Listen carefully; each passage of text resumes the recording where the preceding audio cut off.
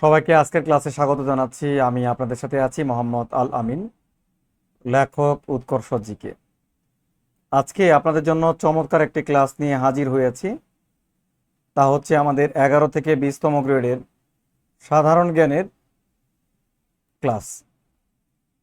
11তম থেকে 20তম গ্রেডের আমাদের সাধারণ জ্ঞান 10 থেকে 15টি প্রশ্ন আসে। অনেকে আমাকে বলেছিলেন যে 11 থেকে 20তম গ্রেডের সাধারণ জ্ঞানের এমসিকিউ অ্যানালাইসিস ক্লাস নিলে অনেক বেশি উপকৃত হব। তো তাদের কথা চিন্তা করে আজকের ক্লাসটি সাজানো হয়েছে। তো আজকে মূলত আমরা পোস্ট অফিস নিয়োগ এবং রেলওয়ে নিয়োগের দুটো প্রশ্ন সমাধান করব এবং এই প্রশ্নগুলোর আলোকে আগামীতে কী ধরনের প্রশ্ন আসতে পারে সেগুলো নিয়েও আমরা আপনাদের সাথে কথা বলবো। আর আপনারা আজকের এই ক্লাসটি যারা দেখছেন তাদের প্রতি আমার একটা রিকোয়েস্ট, আপনারা ক্লাসটি সবাই আপনাদের টাইমলাইনে একটি করে শেয়ার করবেন আর এই ক্লাসটিতে আপনারা কমেন্ট করবেন আর বেশি বেশি করে মেনশন করবেন, যেন আপনাদের লাইক কমেন্ট শেয়ার এর মাধ্যমে অনুপ্রাণিত হয়ে আপনাদের জন্য নিয়মিত ক্লাসে আসতে পারি। তো আমাদের প্রাইমারি নিবন্ধন বিসিএস এরপর সবচেয়ে একটি আকর্ষণীয় জব হচ্ছে তা হচ্ছে আমাদের 11 থেকে 20তম গ্রেড। এই পরীক্ষায় আমাদের তেমন একটা ব্যাগ পেতে হয় না। মোটামুটিভাবে আমরা যদি 6 মাস ভালোভাবে প্রিপারেশন নিতে পারি তবে সেক্ষেত্রেই আমরা অনায়াসে প্রথমবারই পরীক্ষা দিয়ে এই চাকরিটি পেতে পারি। 11তম থেকে 20তম গ্রেডের 4টা সাবজেক্টের উপর পরীক্ষা দিতে হয়, মূলত বাংলা, ইংরেজি, গণিত এবং সাধারণ জ্ঞান। তো আজকে আমরা মূলত সাধারণ জ্ঞান অংশ নিয়ে আলোচনা করব। আর আপনারা আমাকে একটু কমেন্টের মাধ্যমে জানাবেন আপনারা কে কোথা থেকে যুক্ত হয়েছেন। তো যাই হোক, আমরা কথা না বাড়িয়ে আমাদের প্রশ্নে চলে যাচ্ছি আজকের।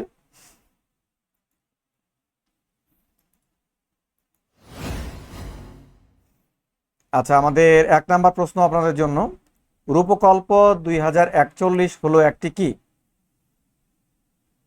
রূপকল্প 41 এটি কি? মূলত ক নাম্বার দেওয়া আছে একটি চুক্তি, ক নাম্বার হচ্ছে স্বপ্ন, গ নাম্বার পরিকল্পনা, ঘ নাম্বার দেওয়া আছে বই। রূপকল্প 2041, যদিও এই প্রশ্নটি আগামী দিনের পরীক্ষায় তেমন গুরুত্বপূর্ণ না, তারপর আমরা শিখে রাখবো রূপকল্প 2041। আচ্ছা, এটি হচ্ছে বিগত সরকারের নেয়া একটি উন্নয়ন পরিকল্পনা। 2041 সালের মধ্যে বাংলাদেশকে একটি উন্নত বিশ্বের রাষ্ট্রে পরিণত করা ছিল তাদের একটি উন্নয়ন পরিকল্পনা। এটির উত্তর হচ্ছে পরিকল্পনা। যারা উত্তর করতে পেরেছেন তাদেরকে ধন্যবাদ।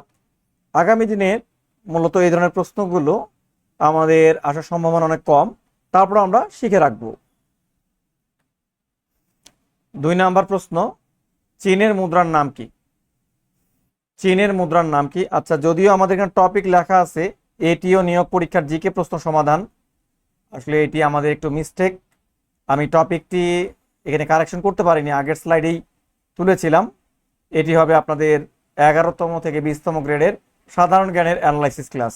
দেখেন, আপনারা নিচে দেখতে পাচ্ছেন, আপনারা দেখছেন 11 থেকে 20তম গ্রেড নিয়োগ পরীক্ষার জিকে সলভ ক্লাস। আচ্ছা, আমাদের চীনের মুদ্রার নাম কি? এই মুদ্রা নিয়ে আমাদের পরীক্ষায় প্রশ্ন থাকে, আপনাদের 1 মার্কের মুদ্রা রিলেটেড পরীক্ষার প্রশ্ন থাকবে। তো এই ক্ষেত্রে আপনারা একটু জানাবেন চীনের মুদ্রার নাম কি। সবাই কমেন্টের মাধ্যমে জানান, সবাই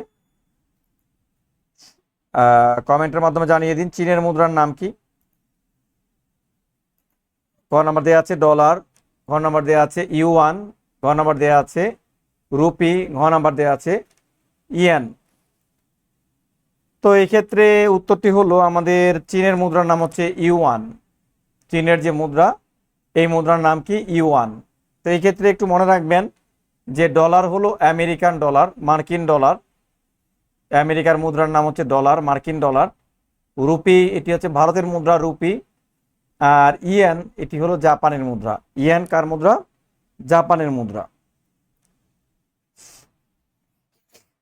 আচ্ছা, এরপর আমরা চলে যাব 3 নাম্বার প্রশ্নে, কোন সালে ঢাকা বানান ঢাকা করা হয়? ঢাকা বানান ঢাকা করা হয়। ক নাম্বার দেওয়া আছে 1980, খ নাম্বার দেওয়া আছে 1982, ঘ নাম্বার দেওয়া আছে 1984, ঘ নাম্বার দেওয়া আছে 1986। আমাদের সাথে যুক্ত হয়ে আছে আফরোজা আক্তার। আশা করি আপনারা ভালোভাবে শুনতে পাচ্ছেন, সবকিছু ক্লিয়ার আছে। আচ্ছা, ঢাকা থেকে ঢাকা এটি করা হয়েছিল 1982 সালে। ঢাকা থেকে ঢাকা করা হয়েছিল 1982 সালে, তবে এটি সাংবিধানিকভাবে করা হয়েছিল 1988 সালে অষ্টম সংশোধনীর মাধ্যমে আমাদের ঢাকা থেকে ঢাকা করা হয়েছিল। আর অষ্টম সংশোধনীর মাধ্যমে যে রাষ্ট্রীয় ধর্ম ইসলাম করা হয়। 4 নাম্বার একটু দেখবো আমরা, Sheikh Hasina software technology park কোথায় অবস্থিত? শেখ হাসিনা টেকনোলজি পার্ক, আগে এই উন্নয়ন পরিকল্পনাগুলো থেকে অনেক প্রশ্ন আসতো, আমাদের যে মেগা প্রজেক্টগুলো ছিল এখান থেকে প্রশ্ন আসতো। তারপর আমাদের সাধারণ জ্ঞানের অনেক পরিবর্তন আসতে পারে, তো সেইভাবে আপনারা প্রিপারেশন নেবেন। সাধারণ জ্ঞানের কোথা থেকে পরিবর্তন আসবে সেগুলো আমরা ধারাবাহিকভাবে আপনাদের ক্লাসের মাধ্যমে জানাবো। দেখেন, Sheikh Hasina software technology park এটি অবস্থিত যশোরে অবস্থিত। আচ্ছা, যশোর থেকে আপনারা আরেকটু জেনে রাখবেন, মুক্তিযুদ্ধের সময় এই যশোর হচ্ছে বাংলাদেশের প্রথম শত্রুমুক্ত জেলা যশোর। 6 ডিসেম্বর 1971 সালে যশোর প্রথম শত্রুমুক্ত হয়। এখান থেকে আপনারা জেনে রাখবেন যশোর থেকে। আচ্ছা, আমরা চলে যাচ্ছি 5 নাম্বার প্রশ্ন, বাংলাদেশ মহাকাশে স্যাটেলাইট প্রেরণকারী কততম? আমাদের বঙ্গবন্ধু 1 স্যাটেলাইট বাংলাদেশের প্রথম স্যাটেলাইট, এটি উৎক্ষেপণ করা হয়েছিল। বাংলাদেশ কততম? যদিও যখন এই প্রশ্নটি এসেছিল তখন এই স্যাটেলাইট উৎক্ষেপণ করা হয়, তখনকার দিনে এটি সাম্প্রতিক। তো আপনাদের সময় সাম্প্রতিক বিষয়গুলোতে আরো নতুন নতুন বিষয়গুলো যুক্ত হবে। তা বাংলাদেশ মহাকাশের স্যাটেলাইট প্রেরণকারী কততম দেশ? সবাই একটু কমেন্টের মাধ্যমে উত্তর করেন। আমাদের প্রথম স্যাটেলাইট রয়েছে, আর দ্বিতীয় স্যাটেলাইট করা হচ্ছে, প্রস্তাবনা আছে, যেহেতু বিগত সরকার ক্ষমতায় নাই, থাকলে হয়তো তারা করতে পারত। এর উত্তরটি হচ্ছে আমাদের 57তম। বাংলাদেশ মহাকাশে স্যাটেলাইট প্রেরণকারী কততম দেশ? 57তম দেশ। আর আপনারা এই ক্ষেত্রে আমাদের যে মহাকাশ গবেষণা সংস্থা আছে এখান থেকে আপনারা পড়ে রাখতে পারেন। আমাদের মহাকাশ গবেষণা সংস্থার নাম হলো স্পারসো। আমাদের মহাকাশ গবেষণা সংস্থার নাম কি? স্পারসো। স্পারসোর পূর্ণরূপ হচ্ছে space research and remote sensing organization. আমি আবার বলছি, space research and remote sensing organization, যেটি 1980 সালে প্রতিষ্ঠিত হয়েছে, যার সদর দপ্তর হলো আগারগাঁতে অবস্থিত। আর স্পারসো আমাদের প্রতিরক্ষা মন্ত্রণালয়ের অধীনে একটি প্রতিষ্ঠান।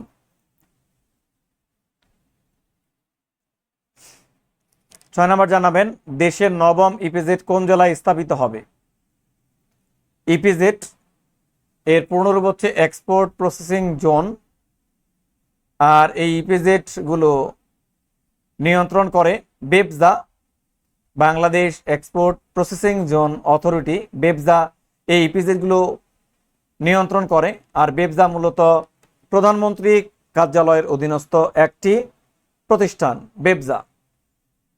তো আমাদের ইপিজেড, সবাইটি জানাবেন, আমাদের ইপিজেড, দেশের নবম ইপিজেড কোথায় হবে? সবাই ঝটপট একটু কমেন্ট করেন। কমেন্ট না করলে তো আসলে আমরা বুঝতে পারবো না আপনারা উত্তর করছেন কিনা। আর সবাই দয়া করে ক্লাসটি একটু শেয়ার করবেন, যাতে করে আমরা সবাই দেখতে পারি। আমাদের প্রথম ইপিজেড হচ্ছে নবম হবে পটুয়াখালীতে। তো বাংলাদেশের আমাদের সরকারি 8টি ইপিজেড রয়েছে, আর প্রাইভেট ইপিজেড রয়েছে 2টি। প্রথম ইপিজেড হচ্ছে আমাদের চট্টগ্রাম ইপিজেড, যেটি 1983 সালে করা হয়েছিল, চট্টগ্রাম ইপিজেড। আর আমাদের একমাত্র কৃষিভিত্তিক ইপিজেড রয়েছে, যেটি হলো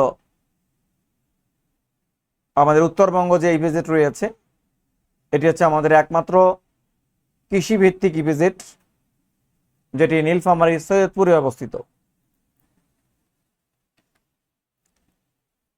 সবাই 7 নাম্বার জানাবেন, বিশ্বকবি রবীন্দ্রনাথ ঠাকুরের জন্ম তারিখ কোনটি? রবি ঠাকুরের আপনারা ইতিহাস থেকে উপন্যাস, তার জন্মসাল, মৃত্যুসাল, তার গল্পগ্রন্থ, তার নোবেল পুরস্কার, তার উপাধি, এগুলো সব পড়ে রাখতে হবে আপনাদেরকে। তো এক্ষেত্রে আমাদের তার জন্ম তারিখ, এটির উত্তরটি হচ্ছে 25শে বৈশাখ। 25শে বৈশাখ তিনি জন্মগ্রহণ করেছিলেন। আর এখান থেকে একটু পড়বেন যে রবি ঠাকুর তিনি শান্তিতে নোবেল পুরস্কার পেয়েছিলেন 1913 সালে। আর গীতাঞ্জলি কাব্যগ্রন্থের জন্য, আর এই কাব্যগ্রন্থের যে ইংরেজি অনুবাদক হচ্ছে W.B. Yeats, আর এই অনুবাদকটির নাম হলো সং অফারিংস। আচ্ছা, এই প্রশ্নটি হচ্ছে আমাদের বাংলাদেশ বিষয়াবলীর প্রশ্ন। গণপ্রজাতন্ত্রী বাংলাদেশের মনোগ্রামে কয়টি তারকা চিহ্ন রয়েছে? বাংলাদেশের মনোগ্রামে কয়টি তারকা চিহ্ন রয়েছে? ক নাম্বার দেওয়া আছে 4টি, খ নাম্বার দেওয়া আছে 5টি, গ নাম্বার দেওয়া আছে 3টি, ঘ নাম্বার দেওয়া আছে 2টি। আমাদের রাষ্ট্রীয় মনোগ্রাম মূলত আমাদের মন্ত্রিসভার বা দাপ্তরিক কাজ করার জন্য যেই লোগো ইউজ করা হয় সেটি হচ্ছে মনোগ্রাম। বা আপনি যখন সরকারি চাকরি পাবেন, আপনার অ্যাপয়েন্টমেন্ট লেটার যেভাবে আসবে, এইভাবে মনোগ্রাম সম্মিলিত একটি চিঠি আসবে। তার এই মনোগ্রামটা হচ্ছে আমাদের লাল বৃত্তের মাঝে হলুদ মানচিত্র, উপরে দেখাচ্ছে গণপ্রজাতন্ত্রী বাংলাদেশ, এইভাবে অ্যাঙ্গেলে দেখাচ্ছে সরকার, আর দুই পাশে দুটি করে আমাদের তারকা চিহ্ন রয়েছে, 4টি তারকা চিহ্নের মাধ্যমে প্রকাশিত হয়। কি প্রকাশিত হয়? আমাদের সংবিধানের 4টি মূলনীতি। সেগুলো হচ্ছে সমাজতন্ত্র, গণতন্ত্র, ধর্মনিরপেক্ষতা এবং জাতীয়তাবাদ। আর এই রাষ্ট্রীয় মনোগ্রামের ডিজাইনার ছিলেন A.N. সাহা। চলে যাচ্ছি আমরা 9 নাম্বার প্রশ্নে। বাংলার সর্বপ্রাচীন জনপদের নাম কি ছিল? আজকের ক্লাসটি আপনারা দেখছেন পোস্ট অফিস নিয়োগ পরীক্ষার প্রশ্ন। ইয়েস, আমাদের অলরেডি যুক্ত আছেন আফরোজা আক্তার, আমাদের মানসুরা আফরিন যুক্ত হয়েছেন, মারুফা খানম নীরা যুক্ত হয়েছেন আমাদের সাথে। বাংলার সর্বপ্রাচীন জনপদের নাম কি? জনপদ থেকে আমরা জানি যে প্রাচীন বাংলায় 16টি জনপদ ছিল। এর মধ্যে গুরুত্বপূর্ণ, এখান থেকে প্রশ্ন আসে 100%। ক নাম্বার দেওয়া আছে সমতট, খ নাম্বার দেওয়া আছে গৌর, গ নাম্বার দেওয়া আছে পুন্ড্র, ঘ নাম্বার দেওয়া আছে রারো। আমাদের সবচেয়ে প্রাচীন জনপদের নাম হলো পুন্ড্র জনপদ। এখান থেকে আগামী পরীক্ষার জন্য শিখে রাখবেন, এই পুন্ড্র জনপদের অবস্থান হলো বগুড়া, রংপুর, দিনাজপুর। আর এই পুন্ড্র জনপদের রাজধানীর নাম হলো পুন্ড্রনগর বা পুন্ড্রবর্ধন। আর এর বর্তমান নাম হলো মহাস্থানগড়, যেটি করতোয়া নদীর তীরে অবস্থিত। 10 নাম্বার জানাবেন মুজিব বর্ষের লোগো কে ডিজাইন করেছিলেন? এই মুজিব বর্ষ হয়েছিল যে মুজিবের 100 বছর জন্ম শতবার্ষিকীর জন্য, আর এই একটা লোগো ছিল, এই লোগোর ডিজাইন কে করেছিলেন? ক নাম্বার দেওয়া আছে ধ্রুব এস, সব্যসাচী হাজরা, নিতন কুণ্ড, ধ্রুব আইচ। মুজিব বর্ষ এটা আপনারা জেনে রাখবেন, যেহেতু এটা তখন প্রশ্ন এসেছিল সাম্প্রতিকের জন্য। এর উত্তরটি হচ্ছে সব্যসাচী হাজরা, সব্যসাচী হাজরা। আর এখান থেকে নিতুন কুণ্ড, তিনি একজন ভাস্কর্যবিদ, তিনি রাজশাহী বিশ্ববিদ্যালয়ে অবস্থিত সাবাজ বাংলাদেশ ভাস্কর্যের ভাস্কর।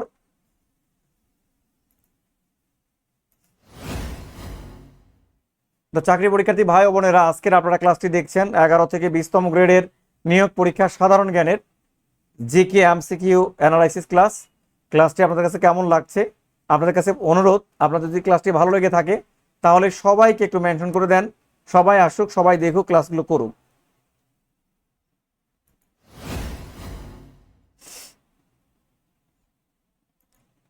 আমরা চলে যাচ্ছি পরবর্তী প্রশ্নে।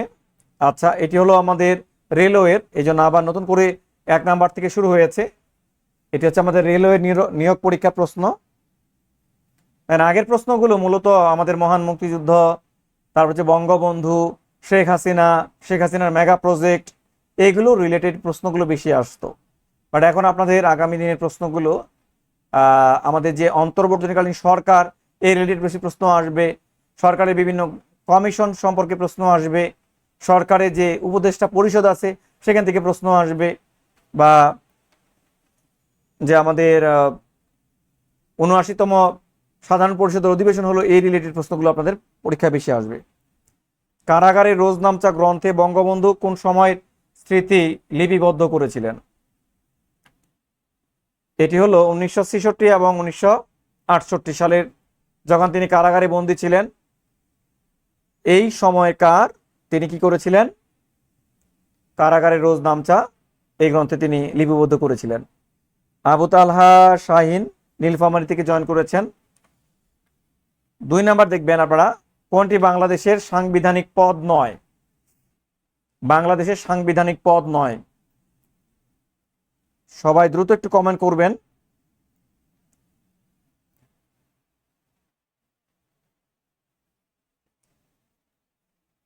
বাংলাদেশের সাংবিধানিক পদ নয় কোনটি?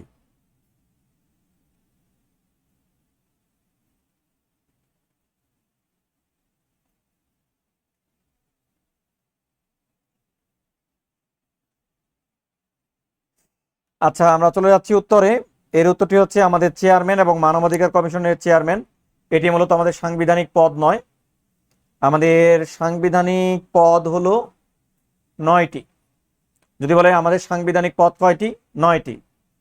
কি কি সেগুলো? রাষ্ট্রপতি, আমাদের প্রধানমন্ত্রী, মন্ত্রী, প্রতিমন্ত্রী, উপমন্ত্রী, স্পিকার, ডেপুটি স্পিকার, সংসদ সদস্য, অ্যাটর্নি জেনারেল, প্রধান বিচারপতি, অন্যান্য বিচারপতি, নির্বাচন কমিশনার এবং অন্যান্য নির্বাচন কমিশনার, সরকারি কর্ম কমিশনের চেয়ারম্যান এবং হিসাব ও নিরীক্ষক। আমাদের তাহলে সাংবিধানিক পদ হচ্ছে 9টি, আর সাংবিধানিক সংস্থা হলো 7টি। সাংবিধানিক সংস্থা কয়টি? 7টি, আর পদ হলো 9টি। পরবর্তী প্রশ্নের জন্য আমরা চলে যাচ্ছি। পরবর্তী প্রশ্ন আপনারা জানাবেন, সবাই একটু জানাবেন। পরবর্তী প্রশ্নের জন্য আমরা, নিচের কোন দেশটি নদী নেই? নিচের কোন দেশটিতে নদী নেই? অবাক করা কাণ্ড না? অবাক করা একটা কাণ্ড যে আমাদের নদী নাই। কোন দেশে? নিচের কোন দেশটিতে নদী নাই? এখানে অপশন দেওয়া আছে, ক নাম্বার নামিবিয়া, খ নাম্বার দেওয়া আছে সৌদি আরব, গ নাম্বার দেওয়া আছে মিশর, ঘ নাম্বার দেওয়া আছে মিয়ানমার। নিচের কোন দেশে কোনো নদী নেই? এর উত্তর হচ্ছে সৌদি আরবে কোনো নদী নেই। সৌদি আরব থেকে আমরা একটু বাড়তি আপনাদের আগামী পরীক্ষার জন্য শিখে রাখবো, সৌদি আরবে কোনো ধরনের লিখিত সংবিধান নাই। সেখানে কোরআন সুন্নাহর আলোকে দেশ পরিচালিত হয়। কোনো নদী নেই সৌদি আরবে, কোনো নদী নেই। সৌদি আরবের বর্তমান যুবরাজের নাম হচ্ছে প্রিন্স সালমান। তিনি কিছুদিন পরে কিন্তু ঢাকাতে আসবেন, সফরে আসবেন। আচ্ছা, 4 নাম্বার, এটি মূলত আমাদের মহান মুক্তিযুদ্ধের প্রশ্ন, যে বীরশ্রেষ্ঠ। এখান থেকে আপনারা একটু পড়বেন আগামী দিনের জন্য। আমাদের বীরশ্রেষ্ঠ কতজন, বীর উত্তম কতজন, বীর বিক্রম কতজন, বীর প্রতীক কতজন। আমাদের এই যে খেতাবপ্রাপ্ত মুক্তিযুদ্ধ থেকে পরীক্ষা আপনাদের জন্য প্রশ্ন আসবে।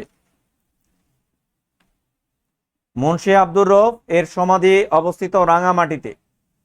রাঙামাটিতে মুন্সি আব্দুর রউফ তিনি জন্মগ্রহণ করেছিলেন ফরিদপুরের মধুখালীতে। ফরিদপুরের মধুখালী সালামতপুরে জন্মগ্রহণ করেছিলেন। তিনি 1 নাম্বার সেক্টরে যুদ্ধ করেছিলেন, আর চট্টগ্রাম অঞ্চলের দিকে রাঙামাটিতে তার সমাধিস্থ করা হয়। আচ্ছা, এই 5 নাম্বার প্রশ্নটি মূলত আমাদের উপজাতি থেকে এসেছে, বাংলাদেশ অ্যাফেয়ার্সের প্রশ্ন। ওরাও জনগোষ্ঠী কোন অঞ্চলে বসবাস করে? ওরাও আপনাদের উপজাতিদের নিয়ে যেটা পড়তে হবে, উপজাতিদের আবাসস্থল, প্রধান প্রধান উপজাতিদের আবাসস্থল। তারপরে পড়তে হবে উপজাতিদের উৎসব, উপজাতিদের ধর্ম, উপজাতিদের প্রধান প্রধান খাবার, উপজাতির কালচারাল অর্গানাইজেশনগুলো পড়তে হবে। তা আমাদের সরকারি হিসাবে 50টি উপজাতি রয়েছে। তো এখানে ওরাও এরা মূলত বসবাস করে রাজশাহী, দিনাজপুর অঞ্চলে ওরাও জনগোষ্ঠী বসবাস করে।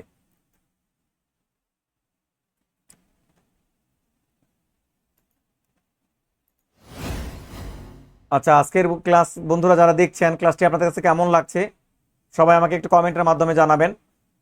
ক্লাসটি যদি আপনাদের ভালো লেগে থাকে তাহলে সবার মাঝে ছড়িয়ে দেওয়ার জন্য সবাই ক্লাসটিতে লাইক, কমেন্ট এবং মেনশন করবেন, সবাই যেন দ্রুত চলে আসতে পারে।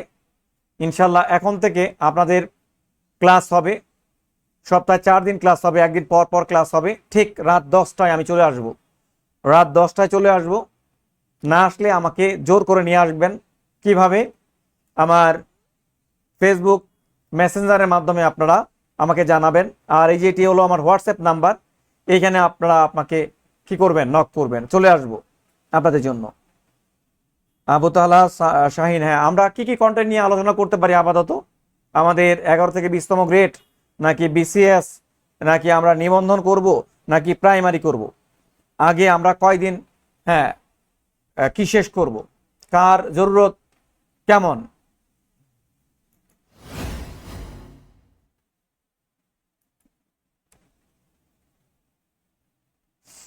আমরা চলে যাচ্ছি 6 নাম্বার প্রশ্নে, আন্তর্জাতিক বিষয়াবলীর প্রশ্ন। আবু তালহা শাহিন, ভালো আলহামদুলিল্লাহ। মারুফা খানম নীরা বলছে এক কথায় খুব ভালো। আচ্ছা, অনেক ধন্যবাদ।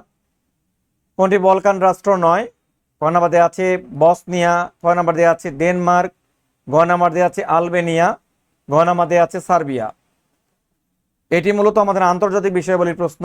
বলকান হলো ইউরোপের একটি পার্বত্য অঞ্চল।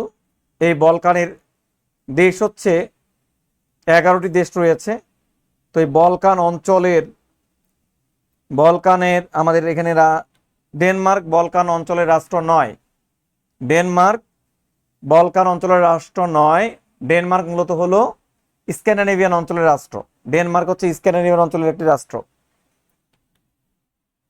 আচ্ছা, 7 নাম্বার, ইকারুস ভাস্কর্যের ভাস্কর কে ছিলেন? ইকারুস বাংলাদেশের একজন বিখ্যাত ভাস্কর, তিনি ইকারুস এই ভাস্কর্য করেছিলেন। তিনি কে? তিনি কে? সবাই কমেন্টের মাধ্যমে জানাবেন তিনি কে। এই ইকারুস ভাস্কর্য, আমাদের ভাস্কর্য নিয়ে এক মার্কের প্রশ্ন থাকবে। তো আপনারা এই ভাস্কর্য নিয়ে, আমাদের তো অনেক ভাস্কর্য বিভিন্ন জায়গায় আছে, সবগুলো পড়তে হবে না। আমরা ভালো করে 5-7টা ভাস্কর্য যদি পড়তে পারি, যেমন ধরুন সাবাস বাংলাদেশ, সার্ক ফোয়ারা, তারপরে আমরা যদি পড়ি কদম ফোয়ারা, আমাদের অপরাজয় বাংলাদেশ, তারপর আমরা যদি পড়তে পারি যে রাজু ভাস্কর্য, এরকম আমরা কয়েকটা ভাস্কর্য সাজেশন আকারে পড়ব। উত্তরটি হচ্ছে নভেরা আহমেদ। নভেরা আহমেদ। 8 নাম্বার জানাবেন, দেখেন বাংলাদেশের জাতীয় প্রতীকে কয়টি তারকা চিহ্ন রয়েছে? আমরা কিছুক্ষণ আগে পড়লাম জাতীয় মনোগ্রামে আমাদের কয়টি তারকা চিহ্ন রয়েছে। এখন আমরা দেখব যে আমাদের জাতীয় প্রতীকে কয়টি তারকা চিহ্ন আছে। কয়টি আছে? 2টি, 3টি, 4টি, 5টি। কয়টি তারকা চিহ্ন রয়েছে আমাদের জাতীয় প্রতীকে? সবাই ঝটপট জানিয়ে দিবেন আমাদের জাতীয় প্রতীকে কয়টি তারকা চিহ্ন রয়েছে। তারকা চিহ্ন রয়েছে কয়টি? ইয়েস, আমরা দেখতে পেয়েছি, উত্তর দিয়েছে আমাদের আবু তালহা শাহিন, উত্তর করেছেন। আমাদের জাতীয় প্রতীকে তারকা চিহ্ন রয়েছে 4টি। 4টি। আমাদের জাতীয় প্রতীকের ডিজাইনার হলেন কামরুল হাসান। কামরুল হাসান। উত্তর দিয়েছেন তালহা শাহিন, আসমা আক্তার, মারুফা খানম নীরা, ওহিদুল্লাহ হক। দেখেন, প্রশ্ন অত যে কঠিন হয় তা কিন্তু না, এগুলো কিন্তু সচরাচর আমরা পারি, এই প্রশ্নই হয়। আপনাদের ভয় পাওয়ার কোনো কারণ নাই, আত্মবিশ্বাস রাখবেন, আপনি পারবেন, এর মনোবল রাখবেন, তাহলে হয়ে যাবে ইনশাল্লাহ আপনাদের। আচ্ছা, 9 নাম্বার প্রশ্ন, রেলওয়ের প্রশ্ন আমাদের। ঢাকা গেট কে নির্মাণ করেছিলেন? ঢাকা গেট, যে ঢাকা গেট অবস্থিত ঢাকা বিশ্ববিদ্যালয়ের দয়েল চত্বরের পাশে অবস্থিত, ঢাকা বিশ্ববিদ্যালয়ের যে বাংলা একাডেমি রয়েছে সেখানে ঢাকা গেট অবস্থিত। এই ঢাকা গেট নির্মাণ করা হয়েছিল যে পর্তুগিজ দলদস্যুদের আক্রমণ থেকে ঢাকাকে রক্ষা করার জন্য 9 নাম্বার উত্তর দিবেন যারা আছেন। প্রশ্ন নাম্বার 9, আমরা উত্তরে আছি 9-এ। উত্তরে আছি 9-এ। উত্তরটি হচ্ছে মীর জুমলা। বাংলার সুবেদার ছিল মীর জুমলা, তিনি ঢাকা গেট নির্মাণ করেছিলেন। আচ্ছা, 10 নাম্বার জানাবেন সবাই, বাংলাদেশের সাথে ভারতের সীমানা কত? সীমানা রিলেটেড, আমাদের ভারতের সাথে সীমানা কত, তারপরে মিয়ানমারের সাথে সীমানা কত, ভারতের সাথে আমাদের আন্তর্জাতিক নদী আছে কয়টি, মিয়ানমারের সাথে আমাদের আন্তর্জাতিক নদী আছে কয়টি, ভারতের সাথে আমাদের সীমান্তবর্তী জেলা কয়টি, মিয়ানমারের সাথে আমাদের সীমান্তবর্তী জেলা কয়টি, তারপরে আমাদের ভারতের 7 সিস্টার্সের সাথে কয়টি রাজ্যের সাথে বাংলাদেশের সীমানা রয়েছে। এই প্রশ্নগুলো অনেক আসে, 1 মার্ক আসে। আমাদের 10 নাম্বার জানাবেন ভারত, এর উত্তরটি হচ্ছে আমাদের 4156 কিলোমিটার। ভারতের সাথে আমাদের অনেক বড় ল্যান্ড বাউন্ডারি রয়েছে, 4156 কিলোমিটার। আর এই সীমানাটা হলো বা এই সীমান্তটা হলো পৃথিবীর 5ম বৃহত্তর সীমান্ত। আপনারা জানেন ভারত এই সীমান্তে দেখা মাত্র গুলি করে। সবচেয়ে বিভীষিকাময় একটি সীমান্ত হচ্ছে বাংলাদেশ ভারত সীমান্ত। এখানে তারা দেখা মাত্র গুলি করে, শুট অন সাইট তারা মেনে করে। আচ্ছা, দেশের প্রথম কৃত্রিম উপগ্রহ বঙ্গবন্ধু 1 কোন মহাকাশ যানে উৎক্ষেপণ করা হয়েছিল? দেশের প্রথম কৃত্রিম উপগ্রহ বঙ্গবন্ধু 1 কোন মহাকাশ যানে উৎক্ষেপণ করা হয়েছিল? এগুলো মূলত এখন আর আগামীতে প্রশ্ন না আসার সম্ভাবনাই বেশি, জেনে রাখবেন। 11 নম্বর উত্তর হচ্ছে ফ্যালকন 9। ফ্যালকন 9 থেকে ফ্লোরিডার ক্যাফ কেনেডি থেকে উৎক্ষেপণ করা হয়েছিল। আচ্ছা, বঙ্গভঙ্গের কারণে কোন নতুন প্রদেশ সৃষ্টি হয়েছিল? বঙ্গভঙ্গের কারণে, এটি আপনাদের জন্য ইম্পর্টেন্ট, আমাদের আধুনিক যুগের একটি প্রশ্ন। বঙ্গভঙ্গ করা হয়েছিল মূলত 2 বাংলাকে আলাদা করা হয়েছিল 1905 সালে। আর এই বঙ্গভঙ্গ করেছিলেন লর্ড কার্জন। রবি ঠাকুর এই বঙ্গভঙ্গের কারণে তীব্র বিরোধিতা করেছিলেন, এই জন্য তিনি রচনা করেছিলেন আমার সোনার বাংলা এই কবিতাটি। এই কবিতাটির 25 লাইনের মধ্যে বাংলাদেশ প্রথম 10 লাইন জাতীয় সঙ্গীত হিসেবে গ্রহণ করে। এর উত্তরটি হচ্ছে পূর্ববঙ্গ ও আসাম। পূর্ববঙ্গ ও আসাম।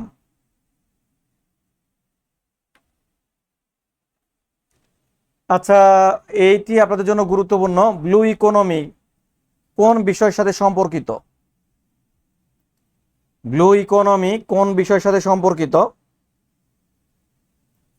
সবাই একটু জানাবেন যে ব্লু ইকোনমি কোন বিষয়ের সাথে সম্পর্কিত।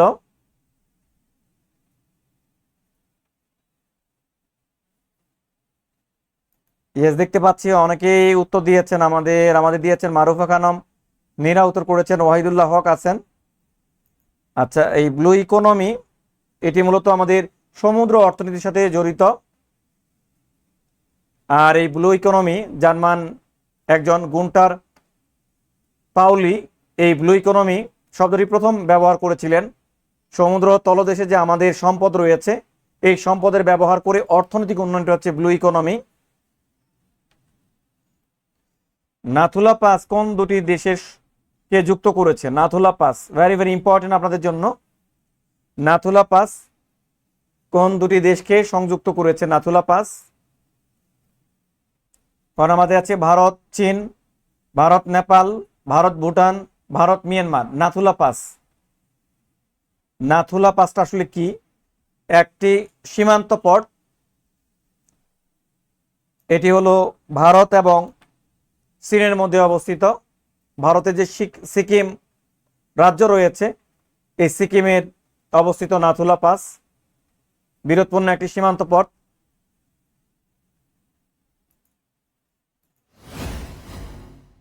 তো আমাদের চাকরি পরীক্ষার্থী ভাই ও বোনেরা, তা আজকে আমরা যে বিষয়টি নিয়ে আলোচনা করলাম, আজকে আমাদের আলোচনার বিষয় ছিল 11 থেকে 20তম গ্রেডের এমসিকিউ জিকে কি কি প্রশ্নগুলো এসেছে আমাদের দেখলাম পোস্ট অফিস ও রেলওয়েতে। আগামী দিন আমরা ক্লাস করব। আমাদের ঠিক রাত 10টায় আপনাদের জন্য ক্লাসে থাকবো। রাত 10টায় আপনারা ক্লাসে থাকবেন, আর আমার আইডিতেও আপনারা থাকবেন। আমরা একদিন আইডিতে ক্লাস নেব, আর একদিন হচ্ছে পেজে ক্লাস নেব। তো আশা করি ক্লাসটি আপনাদের ভালো লেগেছে, আপনারা এনজয় করেছেন। আজকে এই পর্যন্ত রাখবো। আপনারা সবাই ভালো থাকেন, সুস্থ থাকেন। আল্লাহ হাফিজ।